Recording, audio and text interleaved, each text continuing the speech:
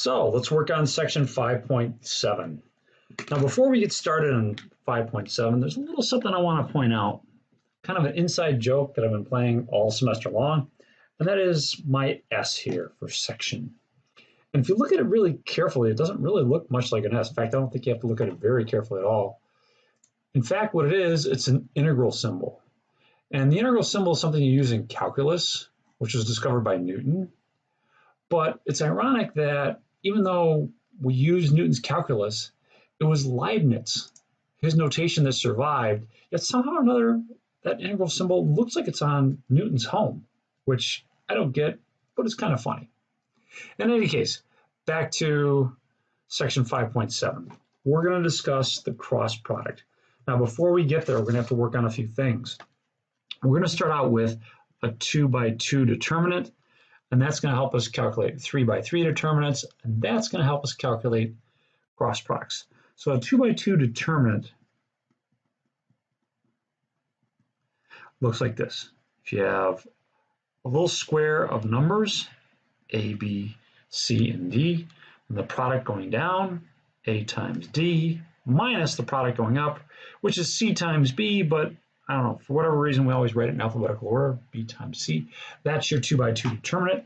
Hopefully that's something that's kind of familiar, but let's give you a chance to practice real quick. 8, 4, 2, and 3.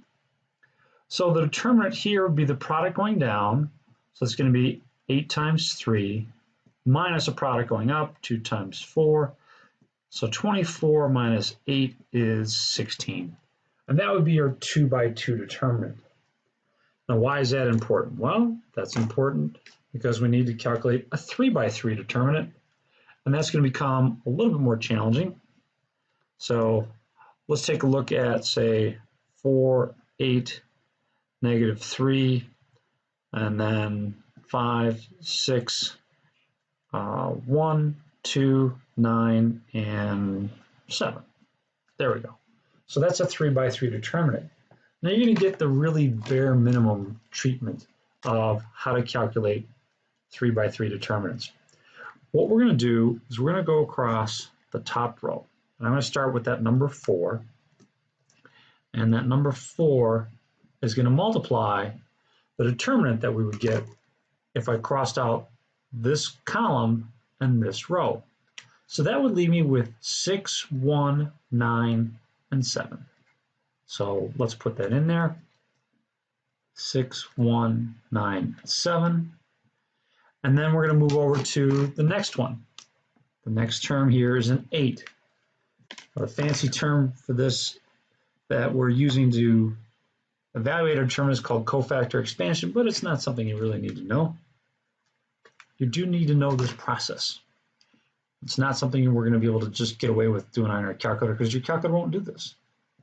So again, cross off this column and this row, and it leaves behind 5, 1, 2, and 7. 5, 1, 2, and 7. And finally, to the last one, the negative 3. So put that here, negative 3.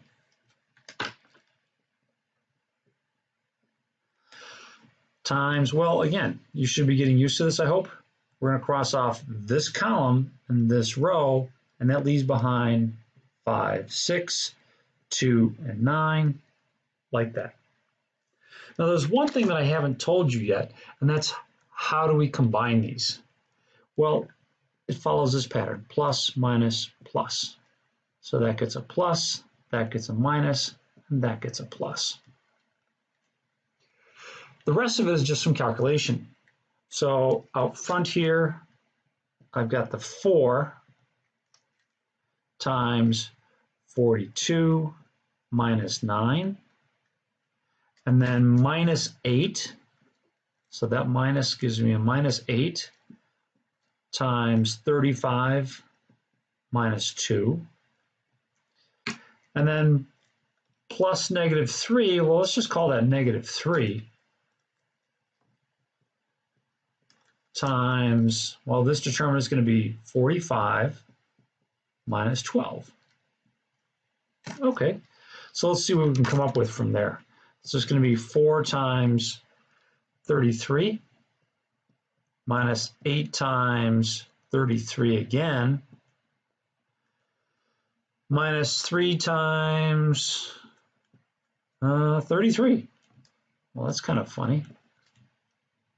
Okay, so let's see what we get when we multiply that all out. In fact, I'm going to cheat a little bit. Let's do this. It's going to be 4 minus 8 minus 3 times 33. I'll factor that all out, and then I'll multiply by the 33. So that gives me negative 7 times 33, which would be negative 231. But let me just double check that. Negative 7 times 33, negative 231. Cool. Now, even if I made a mistake here with the arithmetic, that's not my big concern here. My big concern is that you understand how this process works, where we expanded across the top row and took each of these one at a time, and there, and multiplied it by the determinant that was left when we crossed off the corresponding column and row. Now, there's a lot you could say about determinants, but that's all we need, and that's all I'm going to cover here. The rest is another class and indeed another book. Well, we're going to use that to find something called the cross product. And what's going to make the cross product unique is that you're not really going to get a number answer. You're going to get a vector answer. And now our vectors are going to be things like this. I, which is our unit vector in the x direction, j, which is our unit vector in the y direction, and hopefully you can figure this one out, right? K is unit vector in the z direction. These are going to be part of our calculation of the cross product. And let me give myself a couple of vectors here. Let's call one vector v, call it v1, v2, and v3, and w. Likewise, is going to be, call it w1, w2, and w3. Okay, with all that background, now we're ready to define the cross product. So the cross product is going to be I, j, and k, and then v1, v2, and v3, w1, w2, and w3. And that is v cross w. Now that's not a multiplication. It's not just two things times each other like what we're used to. That's a cross product. And this is how we define the cross product, and it's a pretty unique calculation in terms of how we do this. Now, I'm not going to explain exactly why we do it, but I will explain a few things about the cross product here. Let's just jump into a calculation first. Let's figure out how that looks when we actually find the cross product of two vectors. So let me do problem number 16 from your trig book. Problem 16 gives us v is this vector, negative 1, 3, and 2. W is this vector, 3, negative 2, negative 1. And we're asked to find v cross w. Okay. Well, to start with, the top row is going to be I, j, and k. And these aren't just letters. These are the unit vectors that I had on the previous sheet. That's these right there. So they're vectors, not just numbers. V would be negative 1, 3, and 2. W is 3, negative 2, and negative 1. Okay. Now we're going to do the same thing as we did before. We're going to do cofactor expansion. We're going to start with the I, and then we're going to follow it up with the J, and then follow that up with the K. So let me get some other colors here, there, and last one Just going to have to do it in orange. So we'll start out with I times the determinant that's left when I cross off this row, the top row, and this column. So that's going to leave behind 3, 2, -2, -1. So 3, 2, -2, -1. Let's move over to the J. So that's this one right here. And we're going to follow this pattern again. Cross off the top row and this column. And can you erase me with what I'm going to put down here? -1, 2, 3, and -1. Cool. Finally, let's go over to K. And that K is coming from here. K times, well, top row, first column. And does anyone know this one? Anyone? How about Jeff? Okay, Jeff, thank you. So what would it be? Perfect, thank you. -1, 2, 3, and -1. Nice. Now there's one last thing we got to account for, and that's how we combine these things together. Remember, it's always plus, minus, plus. So plus, minus, plus. Okay. So let's see what happens when we simplify this. It's going to be I. Product going down is -3 minus product going up is -4. My suggestion when you're doing these things is when you do the product going up, you first write down this negative. Say, all right, minus, and then you write down whatever the product going up is. Because otherwise it's really easy to miss that double negative. There's a way you can check for that. We'll talk about that in a little bit. Again, the product going down is 1 minus the product going up is 6 plus K times the product going down is 1 minus product going up. And you know what? I don't think I like K. K should have been -1, 3, 3, -2. That should be a 3 there. Product going down is 1 minus the product going up is 9.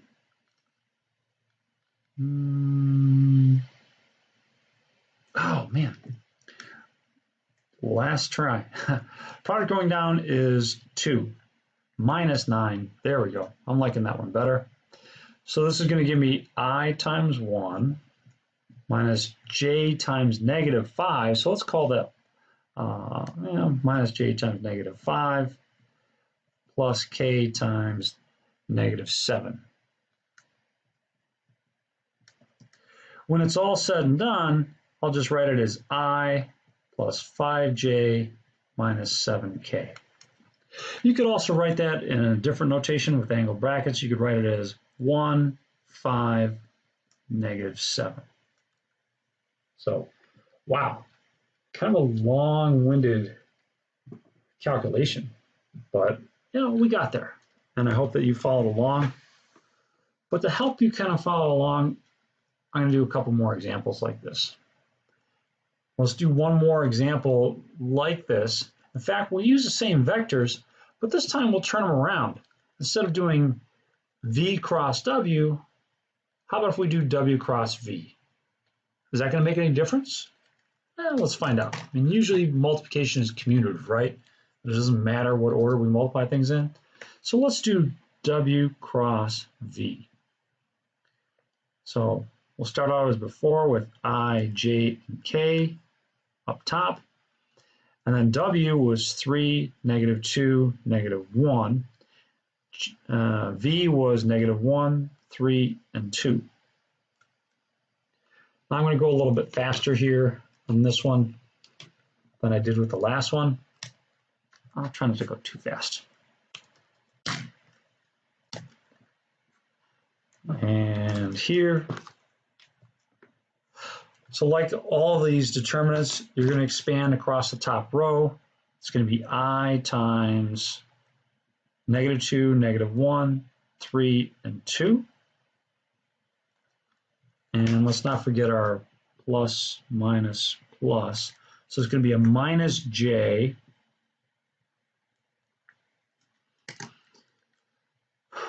top row, middle column is going to leave me with 3, -1, -1, 2. And finally, plus k. And plus k is going to leave me with 3, -2, -1, and 3. So I'm pretty sure I got that one right this time. Let's calculate this and see what we get. Well, that's going to be I times, oh boy, -4 minus, what's the product going up? -3. Bonus points if you remember that we got a double negative here. So basically it's I times -1 minus j times 6 minus 1. It's minus j times 5 plus k times 9 minus, now here you got a double negative, so the product is positive. It's just going to be 9 minus 2, or k times 7, negative I minus 5j plus 7k. Or in other words, -1, -5, and 7. Now you might notice something curious about our results here. If you compare this to this, they're not the same. So what's going on? Well, the sign has changed, right?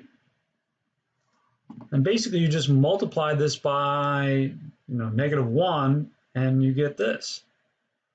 And what that's saying is that multiplication, at least in terms of the cross product, isn't commutative. It actually makes a difference in which order you multiply things. And this is one of several products of the determinant, the cross product. So let me list some of the other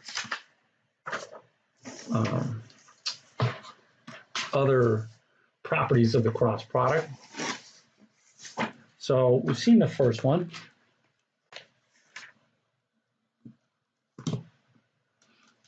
And let's see, properties of the cross product.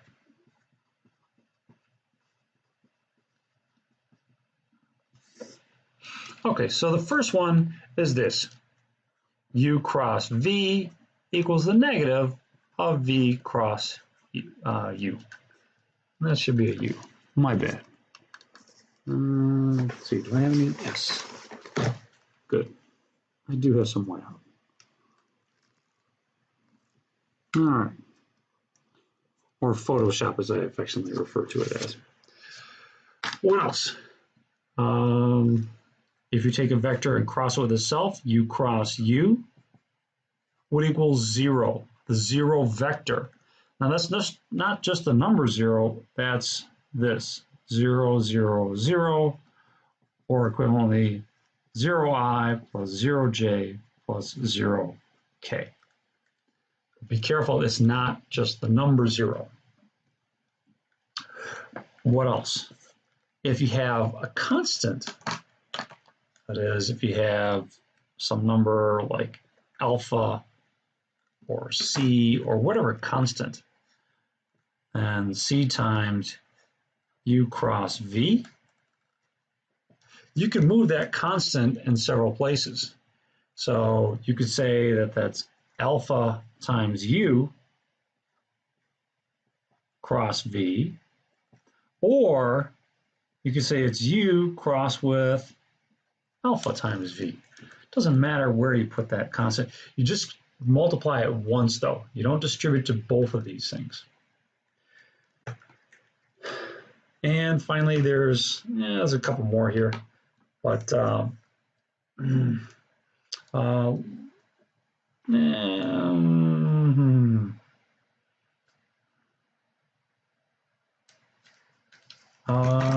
let's do this last one here.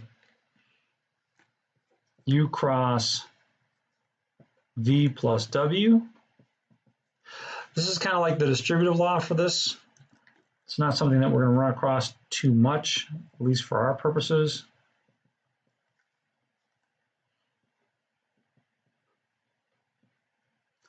So basically, you can kind of distribute here. But I still haven't told you what the cross product is. So let's do that. Let me give you a nice visual for what the cross product is. And for that, let's go over to here.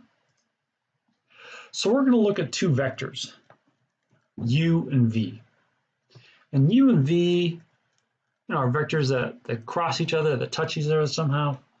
And if you draw some parallel vectors, then u and v are said to span a plane. They define this plane. When you take the cross product of u and v, you're going to get a vector that's perpendicular to both of these. So this vector, which is red and is pointing north, that's the cross product of u and v. It's perpendicular to u and it's perpendicular to v. It's perpendicular to both of them. Now when we did v cross u, we did the other direction, we simply got a direction or a vector in the negative direction. So it points down as opposed to pointing up. So the green vector and the red vector are said to be parallel. And I was never really terribly comfortable with the idea of parallel there, but it's just what people call them. In any case, how do you tell if two vectors are perpendicular? Because this is going to give us a way to check our work. Two vectors are perpendicular if their dot product is 0. And let's see why. Let's remind ourselves as to why. So hopefully you have this one memorized. The cosine of an angle between two vectors is u dot v divided by the length of u times the length of v. Now sometimes you'll hear me calling that the norm of u and the norm of v. It's interchangeable. It means the length of these vectors. Now, if we have two vectors that are perpendicular, then that means there's a 90-degree angle between these. What's the cosine of 90? Or better yet, in radians, cosine of pi over 2. Jeff. Thank you. It's 0. So if you're dealing with a 90-degree angle, 0 equals u dot v divided by the length of u and the length of v. This doesn't matter. What matters is what's in the numerator. 0 equals u dot v. So if u dot v equals 0, then u and v are perpendicular.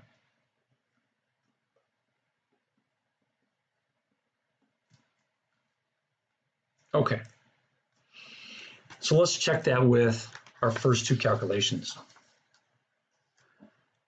This was the result of v cross w. Now from what I've said, this vector should be perpendicular to not just this one, but to this one as well. It should be perpendicular to both of them. So the dot product of u cross or u dot this should be 0, and the dot product of w cross this should be 0. So let's just check that.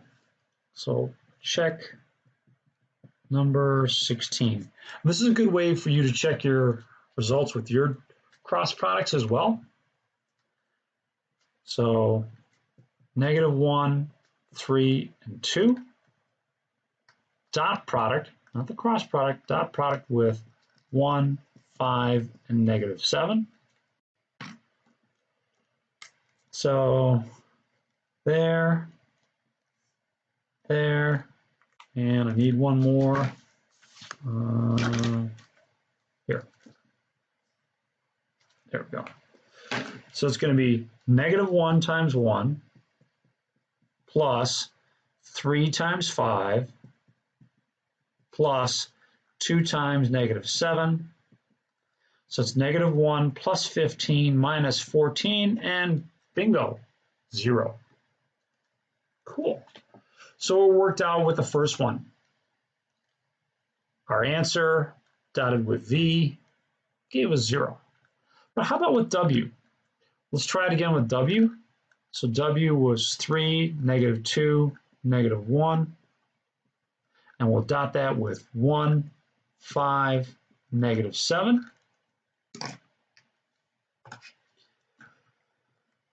What's that going to give me? 3 times 1 plus negative 2 times 5 plus negative 1 times negative 7. And this time I get 3 minus 10 plus 7. And again, I get a big fat 0.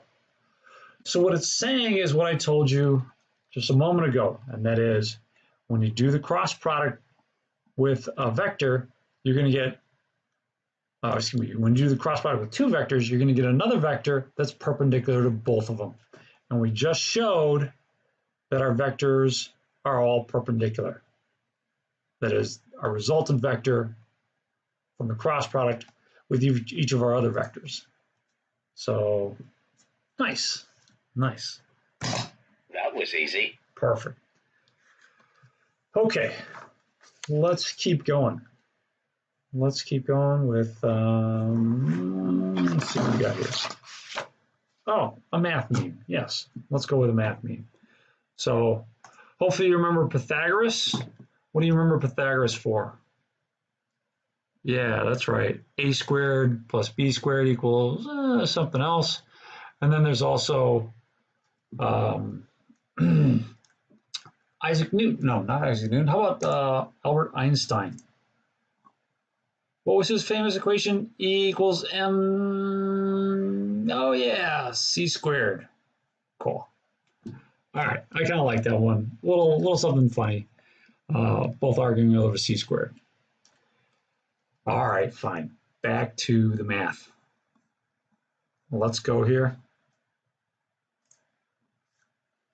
And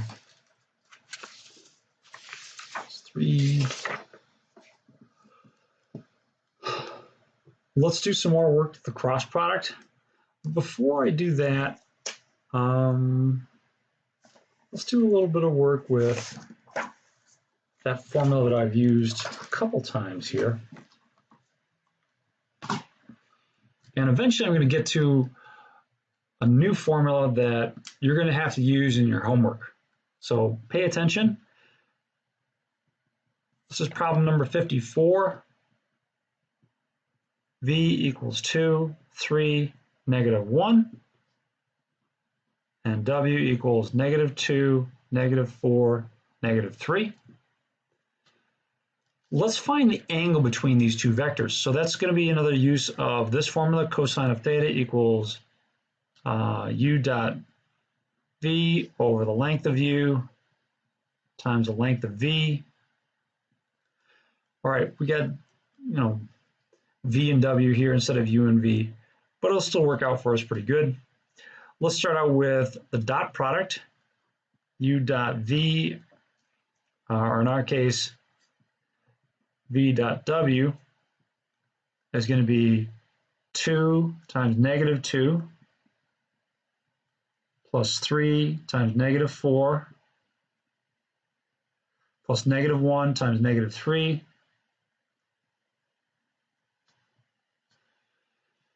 and what's that going to be? 4 minus 12 plus 4, so negative 4.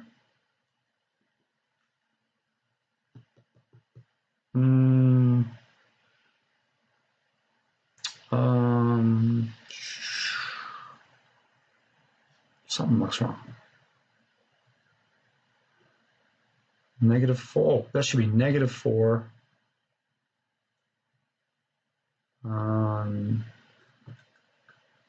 Negative 4. Oh, and that should be a 3. Man, I'm glad I looked back at that. All right, so that gives me negative 13. Much better. Sorry about that. How about the bottom parts of this? I need the length of this vector, so the length of v, is going to be the square root of 2 squared plus 3 squared plus negative 1 squared. So 4 plus 9 plus 1. So I get the square root of 14. And the length of w is going to be calculated likewise. So negative 2 squared plus negative 4 squared plus negative 3 squared. Okay, so 4 plus 16 plus 9, square root of 29. Oh, my goodness. So let's put all that together. We've got the two terms from the denominator, and we've got the dot product in the numerator. So the angle between these, the cosine of the angle between those, cosine of theta is going to be v dot w, so negative 13, over the square root of 14 times the square root of 29. And, oh, hey, Jeff, do you have your calculator out? Come on, I was counting on you, man. What's that, 406? Let me just double check here. 14 times 29, 406. Thanks, Jeff. Okay.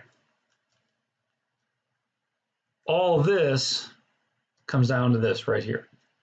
Now we can find the angle between these two vectors. So theta is going to be the cosine what? Anyone know?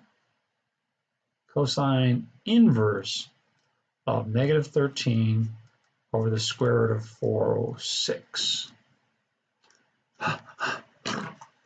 Long way to go just to get that angle. Put your calculator in degree mode. Cosine inverse negative 13 divided by the square root of 406.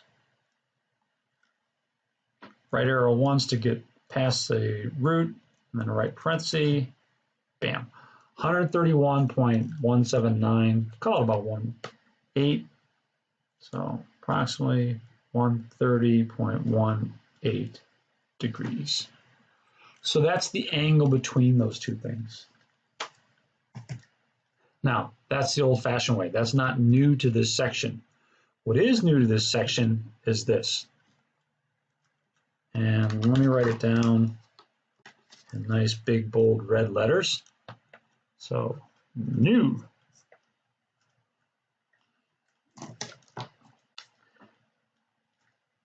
If you took the length of the cross product, the length of the cross product is going to equal the length of vector v times the length of vector w times the sine of the angle between those. Wow. This looks even less fun than the previous problem, but it's okay. I'll work you through it. Let's start by calculating the cross product. So another shot at calculating the cross product. And the good news is we already got the length of v and the length of w. So maybe this won't be quite as bad as we initially thought, but this is definitely a formula to keep around when you're doing the homework.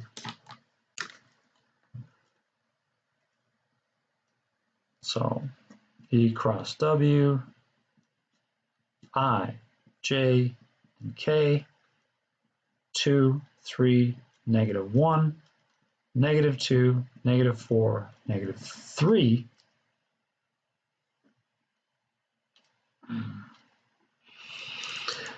Well, let's do it by cofactor expansion. I times, cross off this row and this column, 3, negative 1, negative 4, negative 3. Minus, because remember our old pattern here, plus, minus, plus. So plus, minus, j,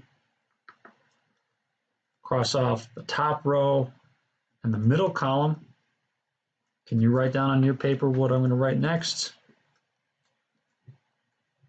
Okay, so it'd be 2, -1, -2, -3. And finally, k. Cross off this row, this column, leaving me with 2, 3, -2, -4, 2, 3, -2, -4. So a little bit of work here for us now. We need to expand these determinants or evaluate these determinants. It's going to be -9 minus 4 minus j times -6 minus 2 plus k times -8 minus -6. Let me just double check that. Product going down minus product going up. Product going up is positive, so we're okay in that regard. That's just -4, -j, product going down is -6, product going up again is going to be a +2. So we subtract that 2. Finally, this one we do get a double negative because it's product going down is -8 minus product going up is -6. So we get -13 times I plus 8 times j minus 2 times k. Wow, that's a lot. But keep in mind, to use this formula, I've got to find the length of that. So the length of this, and let me write it maybe like this, -13, 8, -2. So the length of that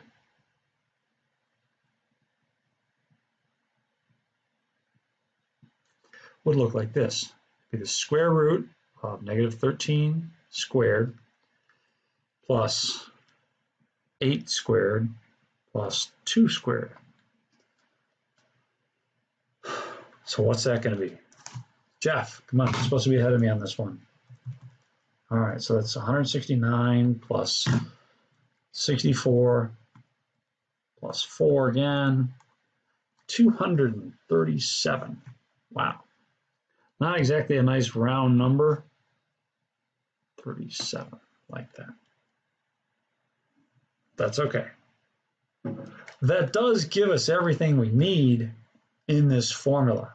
So going back up to the top, we do have all that we need. Let's see if we can't fill it in. And I'm going to write that on a new sheet here just so that I don't get too crammed in. So let's see. V cross W. The length of V cross W equals the length of V times the length of W times sine of theta. This one we know. We just calculate that. That's the square root of 237.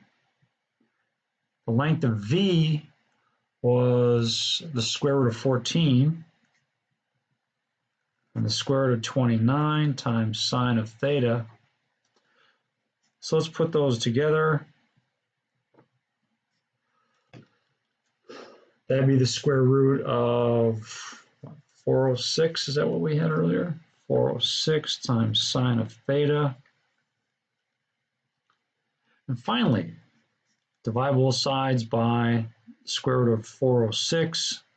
So that's going to be square root of 237 divided by the square root of, divided by 406. Let's just put that into one radical. And that's sine of theta. And you may remember about 5 minutes ago, the whole reason for this was to find that angle theta, the angle between those two vectors. And we're almost there. Do you see what we have to do to get this last answer? Anyone see what we're going to have to do? All right, somebody other than Jeff. No? Okay. All right. Yes, thank you. We're going to take the inverse sine on both sides. And on the right-hand side, I'll just be left with theta. Well, let's take out our calculator and see what that gives us. So the inverse sine, make sure your calculator's in degrees, of the square root of 237 divided by 406. Press once to the right to leave the radical, and wait a minute, something's wrong here. We've got 49.8208, etc. Well, that's weird. We're supposed to get the same thing. So, let's see if we can't understand what went wrong. Because we calculated our angle.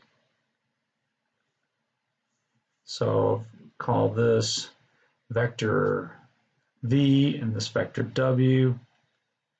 We calculated that angle theta as 49.82 degrees.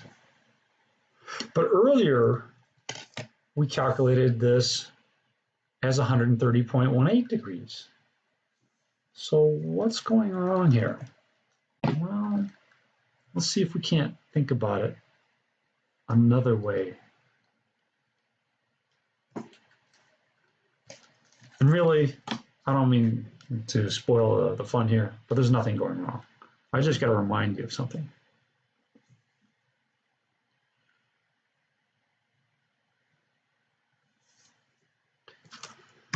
Let's take a look at this last calculation here.